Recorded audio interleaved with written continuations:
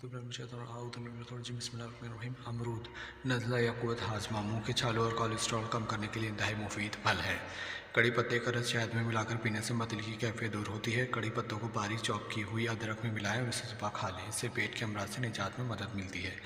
झींगों की बदबू दूर करने के लिए बगैर धोए उन पर सिरका मिलाकर रख दें, फिर थोड़ी देर में इसे धो लें, बदबू ख़त्म हो जाएगी। मौसम है मटर का, लेकिन अक्सर औकात पकाने के बाद मटर काले पड़ जाते हैं। अगर मटर उबालते हुए इनके साथ मटर के 2 से 3 छिलके डाल दें तो मटर पकने के बाद भी सरसब्ज रहेंगे। ब्लैक हेड्स दूर करने के लिए टमाटरों को फ्रिज में रखकर खूब ठंडा करें और उसे चेहरे पर मलें। इस तरह से चेहरे के सारे ब्लैक हेड्स निकल जाएंगे। अगर आलू ज़्यादा मीठे हों तो इन्हें छीलकर नमक मिले पानी में चंद मिनट के लिए भिगो दें और इस तरह से आलूओं की मिठास कम हो जाएगी। माहिरीन के मुताबिक दिन भर थोड़ा थोड़ा खाने से जिस्म की चर्बी कम की जा सकती है, बजाय इसके कि दिन में 3 मरतबा ज़रूरत से ज़्यादा खाया जाए। अगर सालन बनाने के बाद शोरबे, कौरमे या सब्ज़ी के ऊपर घी या तेल ना आ रहा हो तो आधे चाय का चम्मच इसमें कसूरी मेथी शामिल कर दें। चंद सेकंड के अंदर तेल या घी ऊपर आ जाएगा। तैयार केक में से अंडे की बदबू ख़त्म करने के लिए केक का मेज़ा बनाते वक्त इसमें 1 खाने का चम्मच शहद डाल दें। लाल मिर्च हर तरह के दर्द के लिए मुफीद है, जैसे कि गठिया का दर्द और दर्द के पैगामात दिमाग तक पहुंचाने के लिए कीमियाई केमिकल को रेगुलेट रखती है। प्याज खाने से खून पतला रहता है क्योंकि इसमें सल्फाइड वाफिर मकदार में मौजूद होता है। यह ब्लड प्रेशर को कंट्रोल करता है, जिससे जिस्म का कोलेस्ट्रॉल नॉर्मल रहता है।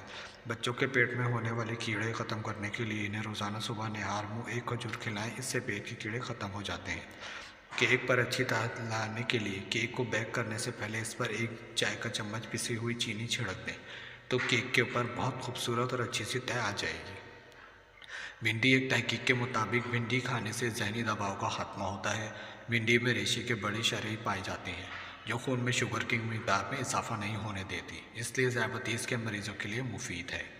चेहरा और हाथ मुलायम रखने के लिए ग्लिसरीन 1 बड़ा चम्मच, अर्के गुलाब आधी बोतल, नींबू का रस 3 बड़े चम्मच, इन तीनों चीज़ों को मिलाकर रख लें और हर रात रोज़ाना रात को बाकायदगी से हाथ पाँव पर लगाएं। अगर कड़ी पत्ते को एल्यूमिनियम में लपेट रख दिया जाए तो वो 1 महीने तक ताज़ा रहेंगे। लहसुन के फ़वाइद। लहसुन को बहुत सी अद्वियात बनाने में इस्तेमाल किया जाता है। यह दौरान खून को बेहतर बनाने में अहम किरदार अदा करता है और क़ुव्वत मदाफ़ियत बढ़ाता है। ज़ियादतीस के मरीज़ों के लिए बहुत मुफीद है। घी गवार का जादू। घी गवार का पौधा अपने अंदर बेशुमार तिब्बी फ़वाइद का ख़जाना लिए है। इसका गूदा जल्दी अमराज, मियादे की खराबी, दांत का दर्द, पेटों की तकलीफ़ के लिए इस्तेमाल किया जाता है। रोज़ 1 पत्ते का गूदा खाने से कमर और जोड़ों का दर्द नहीं होता। ज़रदा पकाते वक्त दम पर रखने से पहले इसमें 1 खाने का चम्मच घी शामिल कर दें। इस अमल से पकने वाले चावल मज़ेदार होंगे। क्या आप जानते हैं, अगर आप दिन के दौरान थकावट या नींद महसूस करते हैं तो खजूर आपकी तवानाई बहाल करने के लिए बेहतरीन इलाज है। कमज़ोर लोग अगर रोज़ाना 10 दाने अंजीर खा लिया करें तो दुबलापन ख़त्म हो जाएगा। अगर सलाद का प्याला खूब ठंडा कर लिया जाए और फिर इसके बाद इसमें सलाद रखें तो सलाद ज़्यादा देर तक ताज़ा रहेगा। जौ के आटे का इस्तेमाल वज़न कम करने के लिए मुआविन है। जौ के आटे का इस्तेमाल नाश्ते में करें ताकि कोलेस्ट्रॉल कम हो सके। अजवा खजूर। अजवा का दरख्त नबी पाक सल्लल्लाहु अलैहि वसल्लम ने खुद लगाया। अजवा खजूर दिल के अमराज, जहनी अमराज, बुखार, जिगर की सोजिश, शुगर जैसे अमराज के लिए कारआमद है। रंग गोरा करने वाली चाय। रंग गोरा करने के लिए यही यानी सफ़रजल के पत्ते 5 से 6 ले लें। इनको थोड़ा लें, इसमें 1 गुलाब की पत्ती और सौंफ मिलाकर पकाएं और इसे चाय की तरह इस्तेमाल करें।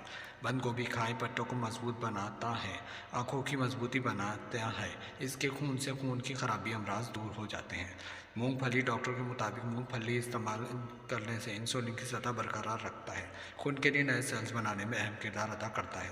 गाजर। गाजर अगर आपकी जिल्द को झुर्रियों से बचाती है और जिल्द को निखारती है। इसके अलावा ये आंत के कैंसर जैसी खतरनाक बीमारियों से बचाती है। घी गवार के फ़वाइद। एलोवेरा इंसानी जिस्म के मदाफ़ाती निज़ाम को मजबूत बनाता है। अगर हाथ जल जाए तो फ़ौरन इसका गूदा लगाने से कम हो जाती है जलन।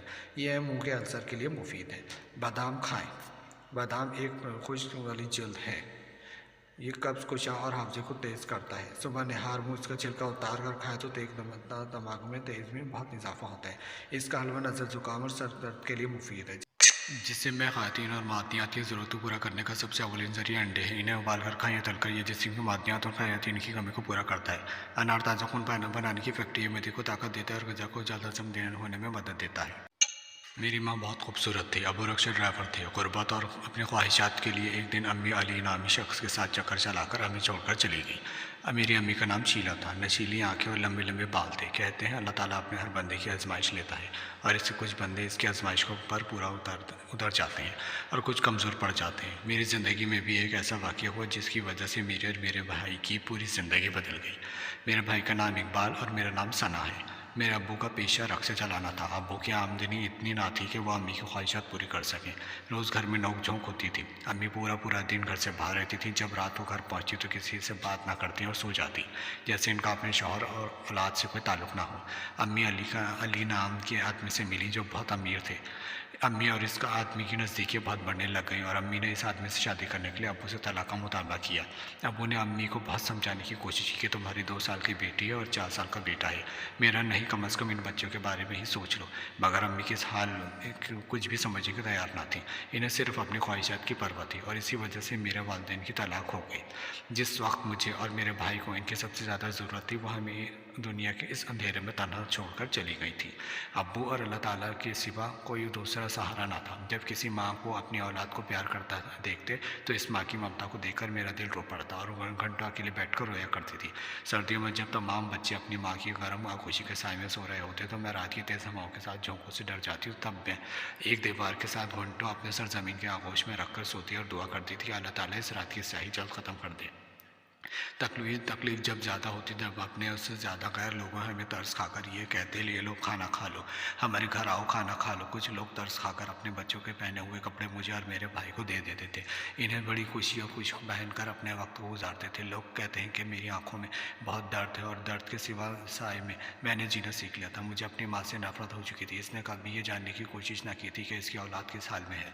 कभी मिलने नहीं आती थी जब वो औरत का माँ कहलाने की बिल्कुल लायक न थी। अपनी माँ से धोखा खाने के बाद अब मुझे किसी रिश्ते पर एतबार ना रहा था। मेरे अब्बू ने हमें पाल पोस कर बड़ा किया और हमारे लिए मेहनत करते थे ताकि वो दो वक्त की रोटी मैसर हो सके। मैं और मेरे भाई परेशानी के बायस तालीम हासिल ना कर पाए थे। वक्त तेज़ी से गुजरता गया और देखते ही देखते ज़िंदगी के 10 साल गुजर गए। वक्त के साथ साथ ज़िंदगी बहुत बदल चुकी थी। अब मेरे अब्बू भी दूसरी शादी कर चुके थे। इस औरत का नाम सबा था। नीचे तबके से ताल्लुक़ रखने वाली औरत तलाकशुदा थी और अब्बू को हर वक्त मानूस करने के लिए अपनी बनी सबरी रहती थी। सौतीली माँ के आने के बाद अब अब्बू भी काफ़ी बदल चुके थे। इस औरत ने बीवी होने के तमाम फ़राइज़ अदा किए, लेकिन वो हमें अपनी औलाद की तरह नहीं अपना पाई। मेरा मिलत जुलना ख़ानदान से भी ख़त्म कर दिया था। मैं पूरा पूरा दिन अकेले कमरे में गुजार देती थी। इस औरत का रवैया हम दोनों बहन भाइयों से बिल्कुल अच्छा ना था। मुझसे पूरे घर का काम करवाती और खाना पकवाती और भाई को भी नौकरी पर लगवा दिया था। जहाँ गलत सोबत मिलने की वजह से वो सिगरेट पीने का आदी बन चुका था और आहिस्ता आहिस्ता आहिस्ता सारे नशे करना शुरू कर दिए थे। इस औरत ने मुझे तालीम तक हासिल न करने दी और ना ही मुझे अच्छे और बुरे की तमीज़ से समझाई। इस औरत की एक माँ और 2 शादीशुदा बहनें और एक भाई था। इसके घर वाले अक्सर आया करते थे। इसका भाई अच्छी शख्सियत के किरदार का हामिल न था। मुझे गलत नज़र से देखता, कभी किसी बहाने से मेरा हाथ पकड़ता और कभी किसी बहाने से मेरे पास आकर बैठ जाता। मैंने इसकी शिकायत अपनी सौतेली माँ से की तब वो उसने उल्टा मुझे डांटा, धमकाया और घर वालों की नज़र में मुझे गलत साबित कर दिया था ताकि मुझ पर कोई यकीन न करे। मैं इस औरत के जुल्म का हिस्सा बन चुकी थी। इसने मेरी ना समझ और मासूमियत का फ़ायदा उठाया और जिस उम्र में बच्चे पढ़ते हैं उस उम्र में मेरे दिमाग में इश्क मोहब्बत जैसी बातें भर दी। अपने ज़ाती मफाद की खातिर मेरा रिश्ता अपने खाला के बेटे से कर दिया। रिश्ते के वक्त मैं 12 साल की थी और 1 साल गुजरने के बाद आपस की इख्तलाफात की वजह से रिश्ता मेरी सौतीली माँ ने ख़त्म कर दिया।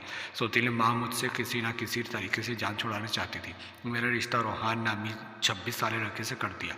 इसकी उम्र 26 साल, गंदुमी रंग था, गरीब तबके से ताल्लुक़ रखता था और रक्शा चलाता था।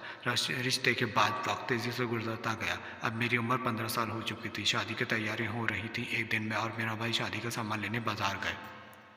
वहाँ से वापसी पर एक औरत रोड पर भीख मांग रही थी। इसकी सदा कान में आई तो हम दोनों ने पलट कर देखा तो वो कोई और नहीं, हमारी माँ थी।